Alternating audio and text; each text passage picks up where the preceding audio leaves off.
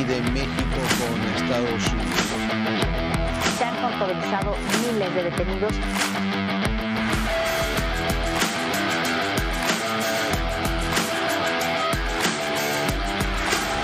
Continúan las repercusiones. Una lucha de traiciones.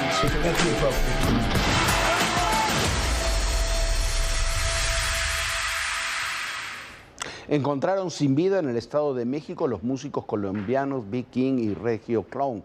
Su muerte y desaparición está marcada por las confusiones y el misterio. Eso, además, ha sido alimentado incluso por la petición del presidente colombiano Gustavo Petro. Lo cierto es que lo que se sabe es que los dos músicos desaparecieron el 16 de septiembre, luego de que fueron a un gimnasio en Polanco, aquí en la Ciudad de México. Le dijeron a su representante que iban a ir, después de eso eran cerca de las 4 de la tarde, que después del gimnasio iban a ir a una comida, un encuentro con un grupo de personas. El presidente Petro, escribió que desaparecieron luego de un concierto en Sonora, lo que es falso. Nunca estuvieron en Sonora, tampoco fueron contratados para presentarse ahí. Lo cierto es que sus restos aparecieron sin ser identificados, todavía fueron identificados el día de hoy en un paraje ahí en el Estado de México. Confirmaron la muerte de los músicos colombianos Byron Sánchez Salazar, conocido como Big King, y el DJ Regio Clown, nombre artístico de Jorge Luis Herrera Lemos. El cantante y DJ llegaron a México para tener proyección internacional. En una de sus presentaciones se mostraron entusiasmados por lo que les deparaba artísticamente. ¿Es tu primer concierto en México? Sí, agradecido, de verdad que sí, vamos a romper de hoy, ya desprenden cosas gigantes en el nombre de Dios. Byron y Herrera Lemos participaron en el evento Sin Censura Independence Day en el Club Electrolab de Insurgente Sur. En su último video, el DJ Regio Clown reflexionó sobre su vida y carrera. No siempre la vida es justa, ¿no? Y también nos enseña que no todas las personas vienen con buenas intenciones. Horas después, Byron, de 31 años, y Jorge Luis, de 35, perdieron contacto con sus familiares. Lo último que saben es que el 16 de septiembre fueron a un gimnasio de la colonia Polanco en la alcaldía Miguel Hidalgo. El representante Juan Camilo Gallego dijo que los colombianos le comentaron que almorzarían con unos conocidos de Regio Clown, sin especificar quiénes eran, y quedaron en reencontrarse por la noche en el hotel para una reunión de trabajo. Nunca llegaron. El 21 de septiembre, el presidente colombiano Gustavo Petro pidió a la presidenta de México y al cuerpo diplomático de Colombia en nuestro país hacer todo lo posible para encontrar con vida a sus connacionales. He hablado con el canciller Juan Ramón de la Fuente Ramírez de México, pidiéndole que haya un esclarecimiento de los hechos y la máxima cooperación para encontrar a estos dos artistas que se encuentran desaparecidos. Petro señaló que Big King y el DJ Regio Clown desaparecieron después de un concierto en Sonora y relacionó el hecho a las mafias multinacionales que crecen en nuestro continente. La Fiscalía de Sonora desmintió tales aseveraciones. Revisamos aquí en el estado la posibilidad que hayan asistido a algún evento donde hayan participado en carácter de artistas, lo cual por supuesto tampoco se soporta ni existe ninguna información que dé sustento a esa posibilidad. La Fiscalía Capitalina y la Comisión de Búsqueda de Personas señalaron que la investigación, recopilación de testimonios y la obtención de videograbaciones les permitió establecer que su último paradero fue en el Estado de México, por lo que inició colaboración con la Fiscalía Mexiquense para su localización. Gracias a esta coordinación se realizó la confronta de los perfiles de los desaparecidos y encontró coincidencias con dos personas localizadas el 17 de septiembre en el municipio de Cocotitlán. Fue este lunes cuando familiares de Byron Sánchez Salazar reconocieron su cuerpo durante una diligencia realizada en la Subprocuraduría Regional de Tlalnepantla. Luego de la confirmación, el presidente Petro publicó: "Asesinaron a nuestra juventud en México", y señaló que más jóvenes son asesinados por una política antidrogas que no es política antinarcotraficante. De acuerdo con medios locales, en los asesinatos podría estar implicada la nueva familia michoacana. Bueno, los comentarios del señor Petro, la verdad, muy desafortunados. Todo está bien que por supuesto que pida por sus connacionales, pero hasta dio información que no era real, da una información, le pide a la presidenta que busque a estos dos jóvenes por la relación que tenían de cuando los dos eran militantes del M-19. Es la segunda, tercera vez que dice Petro eso. Yo no recuerdo que, la verdad, Claudia Sheinbaum puede haber estado en algún comité de solidaridad con el M-19, pero que yo sepa sería una noticia, alguien se lo tendría que preguntar en la mañanera. ¿Fue usted militante del M-19? ¿Fue militante de una organización guerrillera, como dice el señor Petro? Que yo sepa, no lo fue.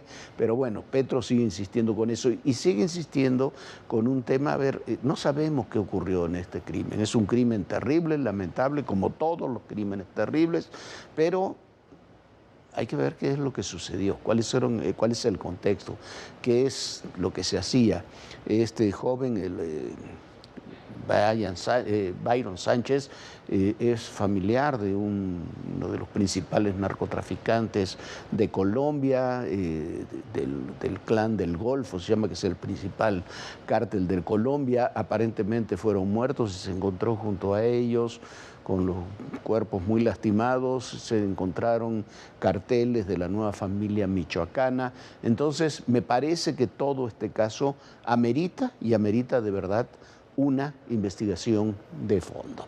Y bueno, pero cuando tenemos que hablar de justicia y cuando tenemos que hablar de esos temas, tenemos que ver también cómo está y qué es lo que se está haciendo en nuestro sistema de justicia. Finalmente, Vidulfo Rosales sí está trabajando, se acuerda que había dicho que no, que iba a ser solamente asesor, sí está trabajando con el ministro presidente de la Corte, con Hugo Aguilar, con una posición clave, es prácticamente su segundo ahí en la ponencia, como se llama, de los ministros, que es el equipo de trabajo de lo que tiene cada uno de los ministros, y con un sueldo de 118,000 pesos mensuales. Dejó a los familiares de Ayotzinapa, que vaya, que los utilizó durante 10 años y ahora es un personaje central en la Suprema Corte.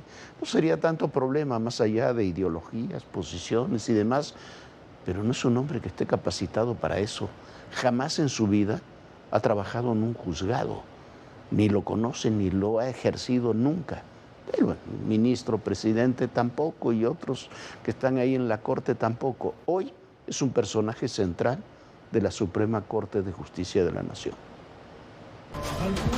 Vidulfo Rosales Sierra ya forma parte de la Suprema Corte de Justicia de la Nación. El exdefensor de los familiares del caso Ayotzinapa se integró como secretario de estudio y cuenta en la Coordinación General de Asesores de la Presidencia del Máximo Tribunal, que encabeza Hugo Aguilar. Según la Suprema Corte, su salario mensual bruto será de 167,671.23 pesos y neto de 118,138.37 pesos, con prestaciones como aguinaldo, vacaciones, prima vacacional y prima quinquenal, además de asignaciones adicionales conforme a la normativa interna.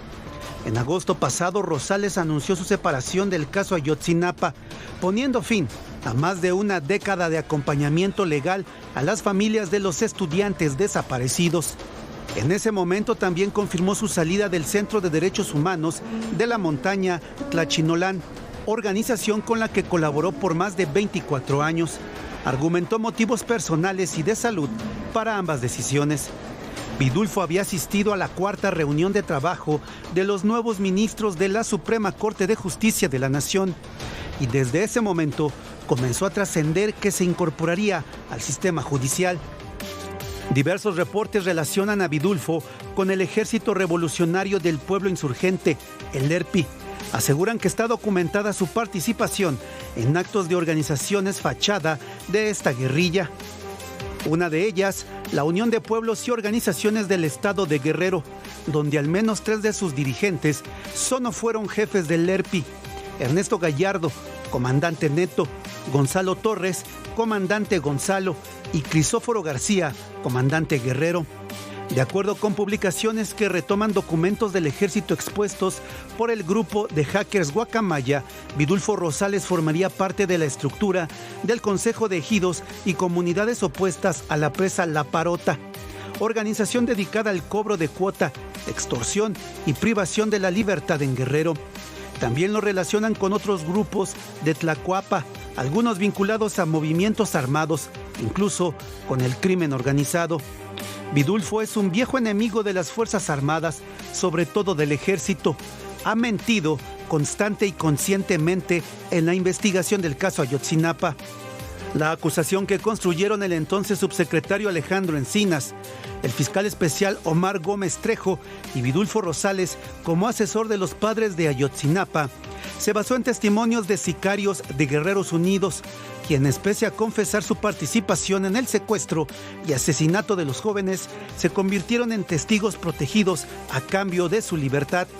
Las declaraciones eran inverosímiles, contradictorias y no estaban sustentadas en pruebas. No obstante, fueron suficientes para que en la administración de López Obrador se encarcelara a varios militares, al tiempo que sicarios quedaban en libertad. Sin embargo, la historia cayó por su propio peso. En abril de 2016, se dio a conocer una llamada telefónica entre Vidulfo y Mario César González, padre de uno de los normalistas. En ella hablaban de amenazas de Guerreros Unidos, quienes los acusaban de no entregar 200,000 pesos a los familiares de los jóvenes. Entrevistado sobre el tema, Rosario dijo que el dinero del que hablaban era el que les entregó el Instituto Nacional de Antropología e Historia para el movimiento, que había diferencias entre los familiares porque no llegó a sus manos, y dio a entender que Guerreros Unidos quería ese dinero. El video era acompañado de un texto atribuido a Los Rojos, el grupo rival, donde señalaban que la grabación era la demostración de que Vidulfo y ese grupo de familiares trabajaba con Guerreros Unidos. Bueno, ahí está nuestro flamante secretario de Cuenta, ahí de la ponencia del flamante presidente de la Suprema Corte de Justicia de la Nación, uno relacionado con los zapatistas, el otro relacionado con el herpes. ¿Qué puede salir mal, no? Pero bueno, por esto nos tenemos que preguntar qué es lo que sucede, qué es lo que está pasando con la seguridad o con la inseguridad en nuestro país. Los números de la encuesta del INEGI, de la encuesta de inseguridad ciudadana para el año 2024, el último año de López Obrador, que acaban de ser dados a conocer ahora, son sencillamente brutales y nos muestra la magnitud del desafío que tienen la actual administración, el actual gabinete de seguridad, y por qué había que romper todo lo que se pueda romper con esa estrategia de abrazos y no balazos. Mire, esta encuesta lo que muestra es que por lo menos el 20% de los hogares en México durante el 2024 han tenido una víctima de delitos. 23 millones de personas han sido víctimas de por lo menos un delito en el año. Es una cifra brutal. Esta cifra es peor. El 93.2% de los 33 millones de delitos cometidos no se denunciaron ni fueron investigados. Esa es la cifra de la impunidad. Estamos diciendo que de cada 100 delitos, solamente no fueron juzgados, no fueron castigados, fueron denunciados solamente 6. De esos que son denunciados, otro 92%, 93% queda impunes. Hay estados donde creció, hay algunos pocos estados donde decreció la delincuencia, pero hay algunos que creció enormemente y lo veníamos diciendo desde hace meses. En Oaxaca la delincuencia ha crecido en todos los ámbitos y está relacionado con el tema del transísmico, con el tema del tráfico de personas, con el tema del tráfico de combustibles y de drogas. 60% creció en un año la delincuencia en el estado de Oaxaca. ¿Cuáles son los principales delitos? Son el fraude, la extorsión, el robo o el asalto en la calle o en el medio de transporte, las amenazas y los delitos sexuales. Esos son los mayores delitos que se cometen. ¿Cuánto nos cuesta eso? ¿Cuánto nos cuesta a nosotros, no al gobierno? ¿Cuánto nos cuesta a los ciudadanos? Según la encuesta del INEGI, cuesta 269.000 millones de pesos al año. O sea que a cada habitante del país nos cuesta 6.000 pesos al año de medidas de seguridad extras que tenemos que tomar para tratar de garantizar eso que nos tiene que garantizar el Estado, que es la seguridad. Equivale ese gasto al 1.07% del Producto Interno Bruto del país. Y súmele a eso, para ser conservadores, los 180.000 millones de pesos que se robaron por el contrabando de combustible. Así es como están las cosas. Y hablando de impunidad, ya suman 29 los muertos por el estallido de la pipa de gas en Iztapalapa, en el puente de la Concordia. Lo cierto, pasan los días, cada vez hay más víctimas de este accidente y desgraciadamente van a seguir aumentando y todo está marcado por la impunidad. ¿Por qué? Porque hay muchas declaraciones, pero nadie se hace responsable de verdad de nada. Las familias de las víctimas siguen estando abandonadas a su suerte o con apoyos puntuales que no sirven para que se haga responsable quien se tenga que hacer responsable de esos crímenes. A más de 11 días de la explosión de gas en el puente de la Concordia, el número de muertos llegó a 29. 3 personas perdieron la vida el fin de semana. La más reciente víctima es Ali Yael González Aranda, de 18 años. Estaba internado en el Instituto Nacional de Rehabilitación. Hasta la noche de este lunes, 16 personas luchan por su vida en una decena de hospitales del Valle de México, la mayoría en el Rubén Leñero y el Instituto Nacional de Rehabilitación. Por lo pronto, familiares de las víctimas siguen esperando la ayuda formal de las autoridades y de la empresa dueña de la pipa. Y que no quede solo en discursos y buenas intenciones. Transportadora Cirsa informó que colabora con las autoridades de la ciudad para garantizar una reparación justa, digna y conforme a derecho. Además, señaló que compareció ante el Ministerio Público, donde manifestó su disposición a aportar los recursos económicos necesarios para la reparación integral del daño. Y la jefa de gobierno, Clara Brugada, anunció la polémica creación de un comité de solidaridad para que sean los ciudadanos quienes donen recursos y el gobierno administre la entrega a víctimas y familiares. La pipa venía de Tuxpan, Veracruz, cargada con 49.500 litros de gas LP. Su destino era una gasera en la alcaldía Tláhuac, pero nunca llegó. En el lugar del accidente, familiares y amigos de las víctimas realizaron una misa. Vecinos también expresaron su preocupación de que ocurra otro incidente similar. No, pues la verdad nada segura. Trabajo en la plaza y luego está la gasera, imagínense otro accidente y pues... Da miedo porque pues todo lo que pasó fue muy feo, ¿no? Y pues ahora sí que uno pasa y se siente la tristeza de todo lo que pasó aquí. Los vecinos tienen dudas sobre lo que provocó el accidente. Pues que arreglaran los baches, ¿no? Que arreglaran las carreteras, porque pues ahora sí que hasta que no pasó esta desgracia fue cuando empezaron a arreglar todo y se ven así que ya taparon todo, pero pues ya para qué. Tras la explosión, el gobierno capitalino modificó temporalmente 2 rutas de transporte de pasajeros para no pasar por el lugar de la explosión y anunció un nuevo protocolo para regular el transporte de sustancias peligrosas. Pero esta no es la única impunidad que sufrimos. Los personajes políticos que son acusados, o por lo menos de los que hay sospechas aquí y en Estados Unidos, por distintos delitos relacionados con el crimen organizado, son exonerados en la propia mañanera, aunque sean personajes que las investigaciones que este propio gobierno ha realizado, su gabinete de seguridad ha realizado, y terminan siendo exhibidos, pero en la mañanera son exonerados. Escuche usted. Una definición de la Fiscalía a partir pues de la investigación que se haga, y ya el propio senador Adán Augusto dijo: si me llaman voy a declarar, no tengo ningún problema. Siguen diciendo que se ampararon. Bueno, ¿qué objetivo tiene? ¿Cómo es que no se va a investigar a los hijos del expresidente? ¿Y por qué se va a investigar a los hijos del expresidente? ¿Cuál es la razón? ¿Alguien ha puesto una denuncia? El Departamento del Tesoro sancionó ayer a una diputada federal de Morena, expresidenta municipal de Rosarito, por considerar que es parte de una facción del cártel de Sinaloa. De nuestro lado no hay pruebas suficientes como para establecer el lavado de dinero que ellos plantean. No, nuestro apoyo a Marina del Pilar. Ella ha hecho muy buen trabajo al frente del gobierno de Baja California y no hay nada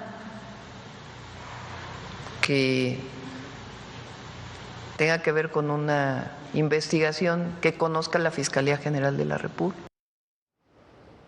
Nadie, no hay pruebas de ninguno, aunque ellos mismos con sus investigaciones, muchas de ellas acertadas, exhiben esas pruebas y esos compromisos. El viernes falleció, mire usted, nos dio muchísima pena, falleció esa gran mujer, gran astrónoma, divulgadora científica, Julieta Fierro, un personaje de verdad inolvidable, una mujer divertida, profunda, una notable investigadora que logró hacernos entender los fenómenos astronómicos complejísimos para que todos, usted y yo, todos los pudiéramos entender.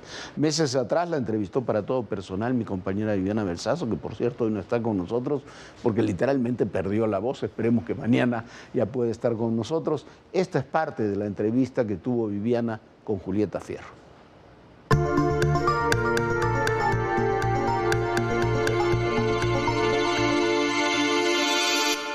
Para mí el día de hoy es un placer estar con una mujer extraordinaria, de verdad, Julieta Fierro, astrónoma. Qué placer poder platicar contigo en este momento y sobre todo que nos expliques estas maravillas que llevas estudiando tantos años y estas imágenes que hemos visto con el telescopio James Webb. Ay, pues es una felicidad para mí tenerte aquí conmigo y platicar de esto que me fascina. Muchas gracias. Pues sí, hay un telescopio nuevo en el espacio que se empezó a generar hace 30 años. Los investigadores dijeron, bueno, queremos conocer lo más antiguo que hay en el universo, pero para eso se necesita un telescopio especial, porque la luz tarda muchísimo tiempo en viajar de los objetos hasta aquí. Por eso las imágenes que estamos viendo son de miles de años atrás. Sí, la primera que mostraron, que se hizo para recrear al público, es de un objeto cercano relativamente. La luz tardó como 600 años en llegar.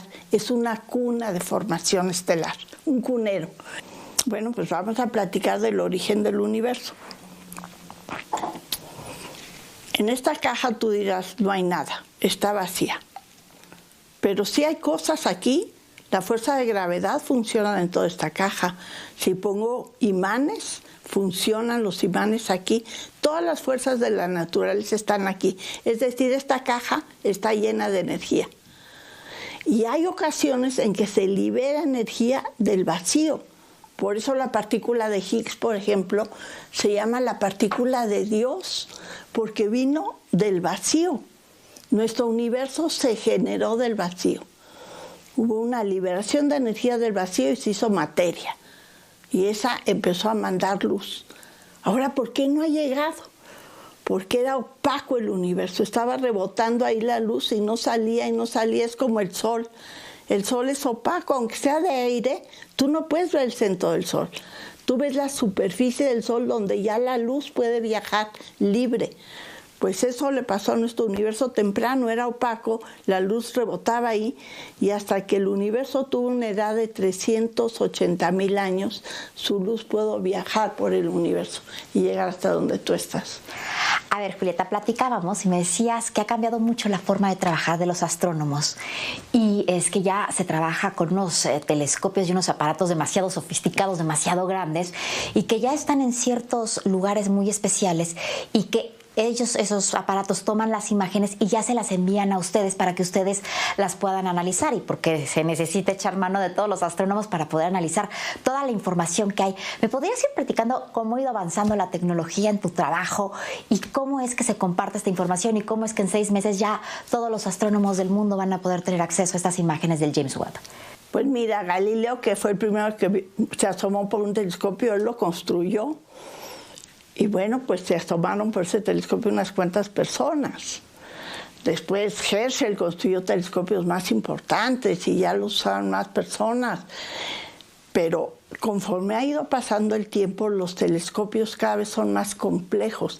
Es como si yo te digo, ¿sabes manejar? Sí. pues maneja este jet de ultra alta tecnología. Me vas a decir, no puedo. Pues para los astrónomos manipular un telescopio ahora es imposible.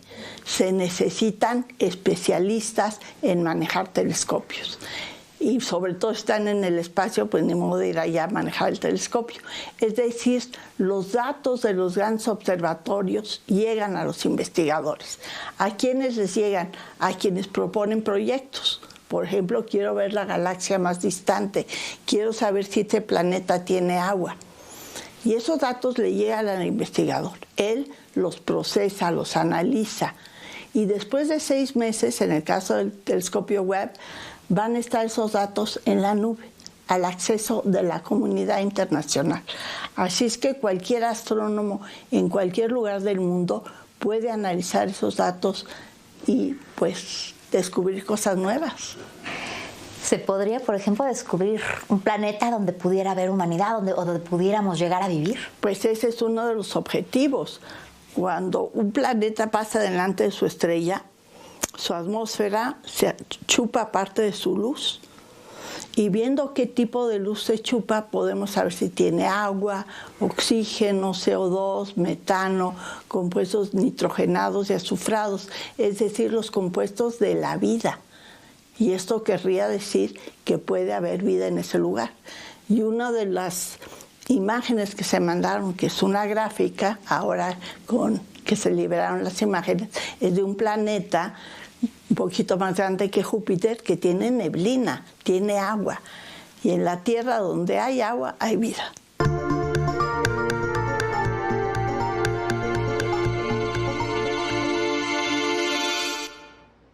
Bueno, descanse en paz, Julieta Fierro, realmente una mujer fascinante. Esperemos mañana, esperemos que mi compañera Diana Belsazo ya nos pueda acompañar, si recupera ahí la voz, hoy está realmente muy enferma. Y nosotros nos esperamos, como siempre, a las 11 de la noche. Pero recuerde, por sobre todas las cosas, recuerden, en el poder y en la política todo, pero absolutamente todo es personal. Gracias.